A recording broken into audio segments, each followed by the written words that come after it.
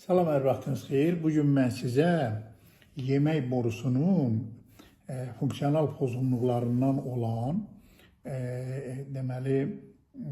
diskineziyası haqqında məlumat vermək istəyirəm. Diffuz yemək borusunun diffuz ezofagoz spazmı.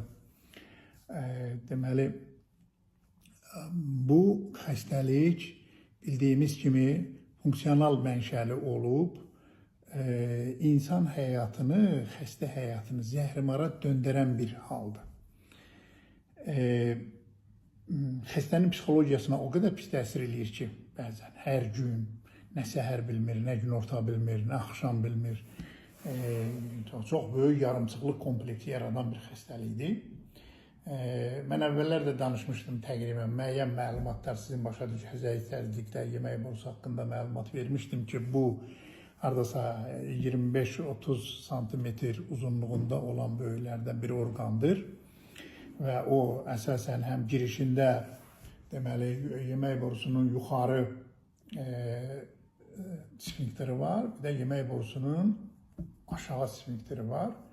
Yuxarı sfinkter ancaq enlə zolaqlı əzələdən təşkil olunub, yaradılıb, aşağı sfinkter isə ancaq saya əzələdən, arada isə bu iki sfinkterin arasında olan yemək borusunun özü isə həm enlə zolaqlı, həm də saya əzələlərdən ibarət olub.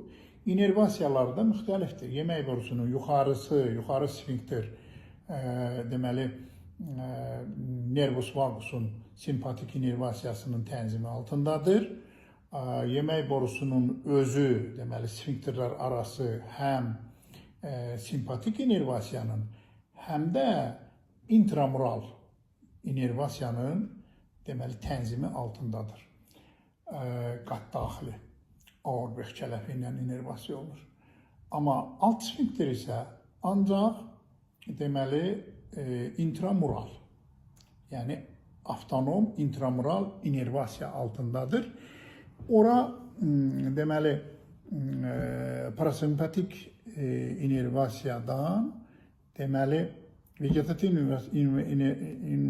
inervasiyadan parasimpatik sinirin dolayı yolla təsiri var.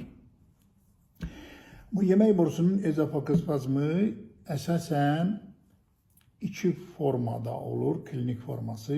Birincili ezofagospazm, idiopatik forma. Bu birincili ezofagospazm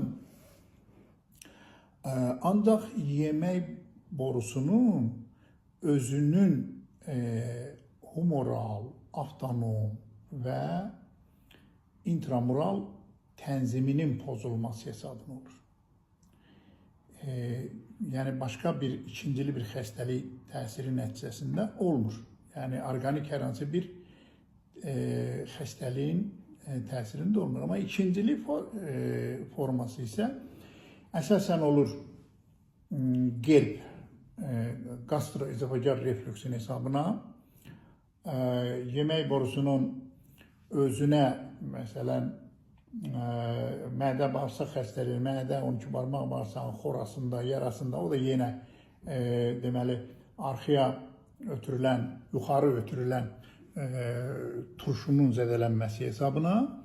Bir də mübadilə pozğunluqlarına müşayiət olunan şəkərli diabetdir, ürək xəstəlikləridir. Hər hansı bir mübadilə nəticəsində orqanizmin zəifləməsində, mübadilənin pozulması nəticəsində intramural kələfin, sinir kələfinin, vegetativ inervasiyanın və yaxud da ki, digər yerli iltihabı proses nəticəsində əmələ gələn pozğunluqların nəticəsində olur. Formasına görə isə ezofagospazm diffuz ola bilər, yəni yayılmış və segmentar ola bilər, yəni müəyyən nahiyədə. Diffuz yayılmış klinikasına görə o qədər də klinik, yəni çox güclü bir klinik halı olmur deyəndə, yəni xəstənin zəhləsini tökür, az-az, naz-naz. Xəstənin həyatını zəhrimara döndərir, xəstənin gündəliyini pozur, sanki boğazında nəsə qalıb. Udğunur, ya gedir, birazdan yenə əmələ gəlir, ya da insanda yəni udğunandan sonra rahatlanma olmalıdır.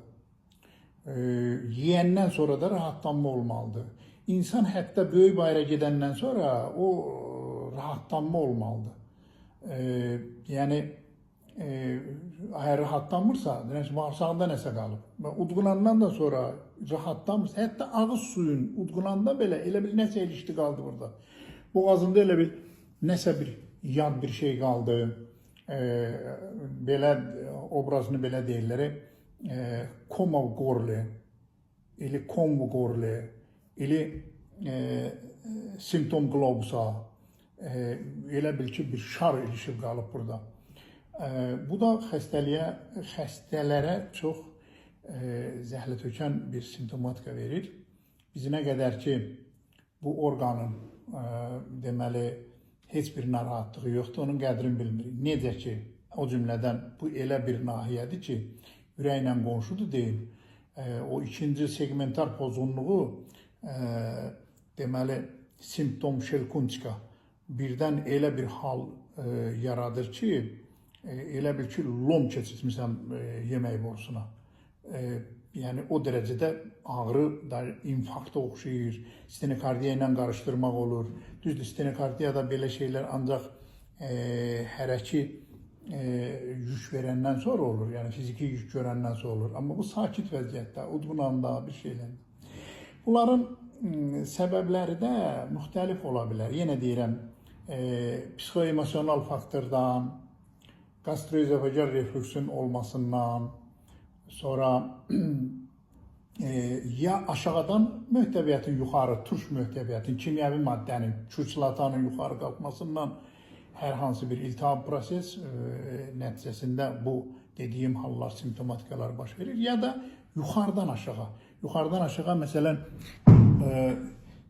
sinüs boşluqlarından ola bilər, haymarit, sfenoidit, etmoidit, xroniki faringit. Əsasən sinüs boşluğundan daim axan arxaya irin, bax, yemək borusunun elə disfunksiyasını verə bilir. Sinir deməli pozğunluqlarından, tənzim pozğunluğundan, psixisferanın pozğunluğundan, stressdən, gündəliyin pozulmasından, pis qidanın qəbul olunmasından, keyfiyyətsiz qidaların qəbul olunmasından, bunlar hamısı belə formalaşa bilir. Bu xəstəliklər deməli vaxtında əgər tədbir görməsən, deməli yemək borusunun bir daha deyirəm ki, tənzimi o yuxarı sfinkterdən aşağı sfinkterə qədər deməli 5 qatdan ibarətdir. Əzələ qatı ilə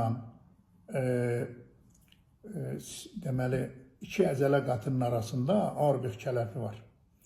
Bu yemək borusunun ezofagospazmı əsasən o hərəki hissəsinin enə zolaqlı ilə saya əzələrin koordinə olunmuş deməli hərəki funksiyasının hesabına formalaşır. Enə zolaqlı əzələrin koordinasiyası pozulmur. Pozulan ancaq saya əzələ pozulu olur. Saya əzələdə inervasiya olunur intramural kələflə. İntramural kələfdə həm əgər həmin sinirdə, həmin kələfdə degenerativ dəyişikliklər gedərsə, bu hallar ola bilər. Vaxtında onun da əsas transmitteri VIP, PIP və N-oksid, azot oksid. Bunu vaxtında müalicə eləməzsən, vaxtında qabağını almazsansa, müxtəlif klinik təzahürlər verə bilər və get-gedə ağırlaşar. Yemək borusunun daha ağır xəstəlikləri, o cümlədən axalaziyasına gətirib çıxarda bilər. Ona görə də sizi bu narahat eləyirsə, vaxtında həkimə müraciət eləmək və vaxtında tədbiri görmək və bu əzabdan, bu zülümdən elə vaxtında da qurtarmaq lazımdır. Sağ olun, təşəkkür edirəm.